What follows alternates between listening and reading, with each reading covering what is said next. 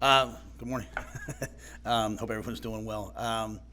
First of all, obviously, I came into work today and got the phone call about Arik. Obviously, really disappointed, really sad for him. When we took Arik, we thought we had a good. We knew we had a good group of people that were going to help him through some of the issues he's dealing with in his life. Have been really proud of the job he had done in the spring and summer. But to be honest, during camp, he's had some struggles. He's been working to overcome them. We have a great group of people here trying to help him. And then, obviously, last night happened. So I don't have a lot of details. You guys probably have more details than me. I got a quick phone call and then went out to the field. So, we'll work through those, as we get more information. But sad and disappointed. Disappointed for him and his family. Disappointed, obviously, for the business owner. And we'll have to just work through it as we move forward.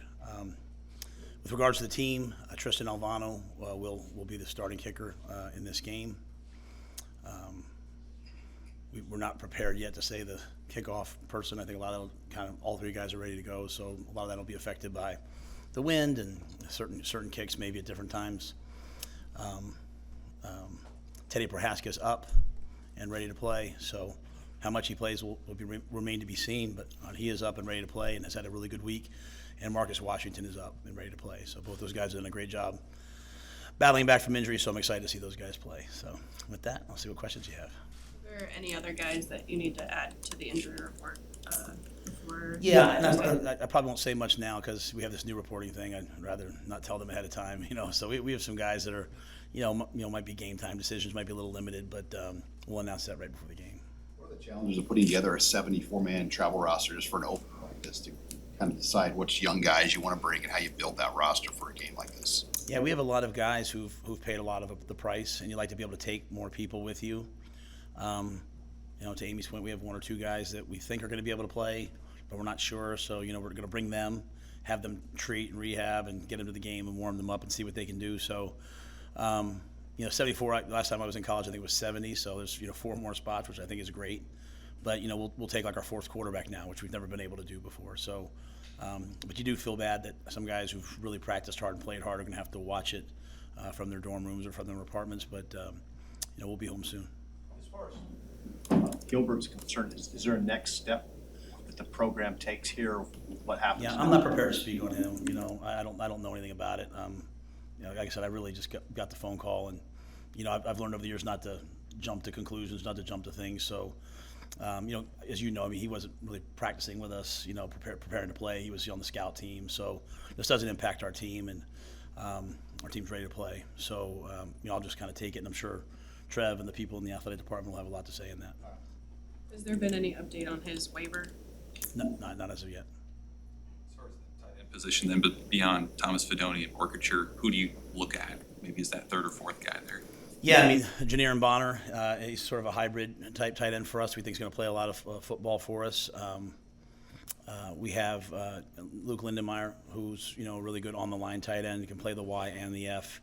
Jake Applegate was traveling, so our travel list was made before obviously last night's news. As you guys know, Arik probably wasn't going to travel with us anyway. He's just been kind of on the scout team, so we've been rocking with those guys all camp, and we have a lot of confidence in them. We also have some O-linemen who practice at the tight end position for some of our bigger sets. So, we have a lot of options. Matt, we asked Ed about Emmett Johnson the other day, being that kick returner. What have you seen out of him with Ramir handling that role? And also, how much is a good judgment a part of that position, with knowing when to fair catch it, take it on the 25, all that stuff? Yeah, we're not going to fair catch any kickoff returns. We don't believe in it. I don't believe in it. We're going to, if we might let it land in the end zone. But the game was meant to be played, so we're going to play. We're not going to come out and fair catch the ball at the 12 and get it at the 25. We're going to return it, and if we ever do, it'll be a sad day for me. I'm not a big fan of that.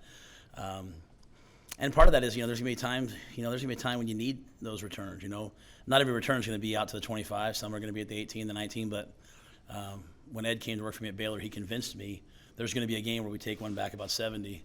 And we played Texas Tech, and we were struggling, and Josh Fleeks took one up back about 60 and sparked the offense. So we're going to return kicks. We're going to play special teams.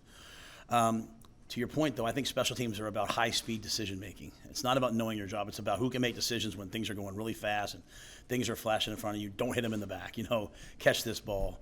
Ball's on the sideline, go over, put my foot out of bounds and, catch the ball so the ball goes to the 35. All those things Emmett can do at a high level. Emmett's one of the guys for me that from the time I got here to now has made a quantum leap. And it's funny for me because I didn't really know these guys and I didn't recruit a lot of them. Things like this is going to sound stupid, but the slam dunk contest. Show explosiveness because you don't really know how fast is this guy, explosive is this guy. I haven't played football with him. All of a sudden you're watching Heinrich Harburg, windmill 360. You're watching Emmett Johnson flying above. I'm like, if he's that explosive, there's probably something he can do. He's just in a room full of really good backs. He's in a room full of really good running backs. So this is a good role for him. He'll play at running back some, but he'll help us on special teams. And Ramir, I'm a big fan of Ramir Johnson. Okay, I want him in the game. I want him playing. I want him touching the football. He's a home run threat, I believe. And so having those two guys back there hopefully gives us a good kickoff return team. And what you'll see, in my opinion, on kickoff return is over the weeks, your kickoff return team usually, hopefully, gets better as they get some live reps. Ed said there were a bunch of black jerseys out there on the punt team. That kind of cool when you see that visual. Yeah, there's no stake or callus from the punt team. Your best players should be on the punt team. And our black shirts are definitely our best players, and so they're out there. And part of being in that, or part of being a single digit, is that you care about the team. You're not just worried about yourself. And those guys are going to go out. And a lot of them have done it before. You look on the punt team last year. You see Garrett Nelson. You see, Giff. You see Luke. So that'll be a priority, especially in this game, because Minnesota has elite special teams. There's a bunch of grown men out there playing for them, and they play with discipline. So we'll have to match that. What do you expect from Alvano, true freshman, in that kind of a spot? Yeah, I don't. They're all of age to go over and fight. Overseas. I don't want to ever use age as a. I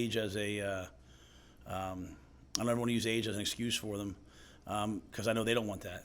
Tristan Alvano's the kicker at the University of Nebraska. That means something. It's a long lineage of elite specialists. And so, because I won't say his age, but because he hasn't kicked for us, I'm sure there's going to be some ups and downs, highs and lows. There's going to be that for the whole team. Like the whole team's going to have ups and downs and highs and lows, and we're trying to build a team that's resilient, that doesn't fold. But I'll tell you this, if the kick comes down to the end and we got to go win it, I'm going to put Tristan out there and believe he's going to make it. Is that, I think you sort of covered this, but would you characterize that as close competition, or how would you characterize it? Yeah, definitely. I mean, Timmy's got live kicks in college football, and he's a great teammate. And I'm hoping there's a role for him, kicking off and some other things that he can maybe do. So we have a really strong specialist room. When you have three guys who can punt and kick off, the way we do, and you have two specialists, two snappers like we do in Marco and Camden, I go on the road not worrying about, what if someone gets hurt. We have that covered. Bushini's our holder, Elliott Brown's, and we have two holders, so we have a lot of depth, a lot of skill, and Timmy was right there to the end. Is there anything unique you do on the road? Like, does your team go see a movie the night before? Do anything unique before road trips like this? Yeah. We're a Fast Friday practice team. We'll practice tomorrow, different than the Fast Fridays they've experienced in the past. So we got a dry run at that last week. We'll truly practice tomorrow. We try to get there early. We'll go see a movie most road games. Not a big meeting the night before a team. Night games, we get up, we do this thing called a neurocharge. We bounce tennis balls and throw medicine balls. It's pretty cool, actually. I always feel bad for the people that are on the floor below us at the hotel, because you have all these guys jumping around. But we wake them up and we'll walk through, and we'll get some work in the middle of the day, and then show up and play the game. Back to the black shirts, what's your philosophy on that? Yeah, I think the black shirts for us are going to be the 11 or 12, maybe 13 some year. The guys are going to start the game for us. For us right now, we went with 11 guys. And for me, it's the guys going to start that week, So guy gets banged up, the next guy has to step in. To me, when I think about, and I'm obviously not a Nebraska man by born and raised, but when I think about the black shirt, it's the way that they played. It's the decimating, demolishing, vicious defense. It's just hitting the other team over and over. It's just the great defenses that have been here. And so whoever's going to go out and represent us, to me, the black shirt is not. It's not just, hey, I've achieved this. it's I'm part of a legacy and I have to live up to it, and then I have to uphold it for the future. And so we want our guys to always understand when we talk about the past here that there's a legacy that we have to learn from, and then there's a legacy that we have to leave going beyond us. And so whoever's going to step up and be a starter for us on defense will wear the black shirt that week, and they have to play to that standard if they want to start for us.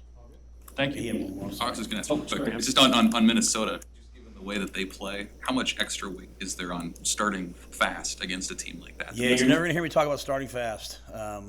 Started fast last year. We were up 10-0. The game to me is about, as Coach Osborne told me, played the whole game to get to the fourth quarter and try to win it in the fourth. We want to be the best team at the end. And that I've worked hard to teach our guys that. There's a great quote, what kind of competitor sees the finish line and slows down? We want to sprint to the finish line. We want to sprint. And so for us, we're going to go out and play really, really hard. We're going to trade blows all game, body blows all game. We'll get to the middle 8 right before the half, and then come out of the half and try to win that, play hard, and then get to the fourth quarter. And to me, a whole new game begins. And then you get to the final 5 minutes, and it's like NBA basketball. Like, wake me up when there's 5 minutes left on the clock, and I'll come watch. Like, that's how we look at football. So starting fast, shoot. I'll be honest with you. If they take the opening kickoff back for a touchdown, you'll probably see me smiling. Like, none of that matters to me. Being down 17-0 doesn't matter to me. How we play going into the fourth quarter, through the fourth quarter, that determines who you are, how you play. Like, the first game is really important to me, obviously. It's this game. How we play to the end of the year. We want to be a team that gets better every game, gets better every drive, gets better through the season. So this is a great day for us. It's the great first step on an amazing journey. Thanks, guys. Thanks for everything all preseason. Appreciate y'all.